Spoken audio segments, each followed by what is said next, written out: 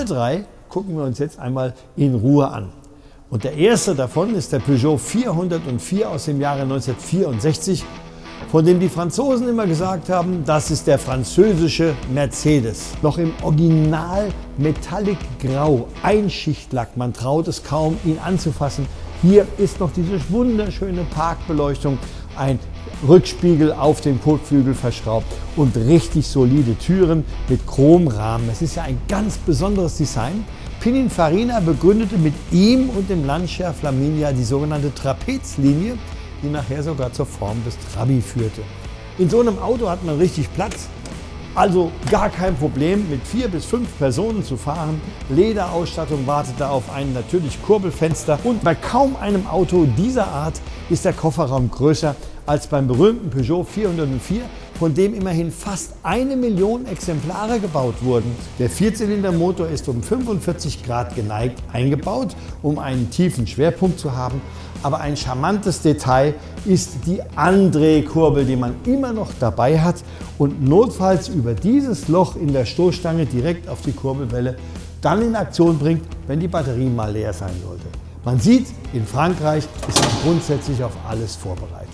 Dieser 3er BMW der sogenannten Serie E30 ist für viele der schönste aller 3er BMW. Nie zuvor gab es bei BMW so viele Motorvarianten für ein Modell wie bei diesem E30 aus dem Jahre 1983. Vom 318er bis zum 325er und auch noch ein Dieselmotor war lieferbar. Hier ist der attraktivste Motor eingebaut, 6-Zylinder, 125 PS, 2 Liter, sparsam, drehmomentstark und damit eigentlich genau das Richtige für jemand, der vielleicht auch sportliche Ambitionen mit seinem Klassiker hat. Typisch für diesen BMW ist natürlich auch noch die vorn angeschlagene Sicherheitsmotorhaube, die BMW seinerzeit erfunden hatte, dass im Falle eines schweren Unfalls die Motorhaube über das Dach abgleitet und die Insassen nicht verletzt. Für mich persönlich hat der E30 die schönste Innenausstattung aller BMWs. Er hat viel von den modernen Autos mit dem gewölbten Armaturenbrett, was sich zum Fahrer zuwendet, einem den Schalthebel regelrecht an die Hand legt. Gleichzeitig aber auch noch dieses plüschig blaue Flair, was so typische Wohnraumatmosphäre schafft.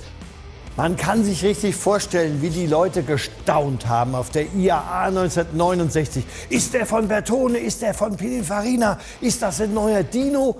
Das ist der Audi 100 LS als Coupé. Eine Idee des damaligen Audi-Chefs Kraus, der ganz klar eins wollte, er wollte in die Oberliga der Autoindustrie.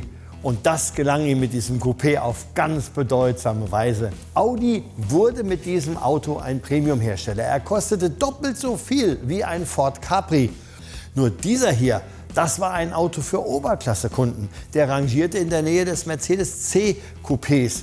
Und deswegen war der Audi tatsächlich der Start mit 185 km/h Spitze und 112 PS in die Oberklasse. Und es ist ja tatsächlich so, es gibt kaum mehr welche. Knapp 35.000 Stück wurden gebaut. Und wie viele sind heute noch da?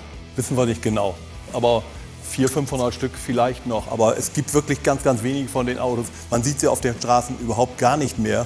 Ich glaube, es gibt auch nahezu keine Teile, Karosserieteile und so ohnehin Nein, nicht. Gibt es gar nicht. Insofern ist das heute eine Liebhaberei. Rund 400 Menschen auf dieser Welt haben noch ein Audi 100 S Coupé und das ist natürlich etwas ganz, ganz Besonderes.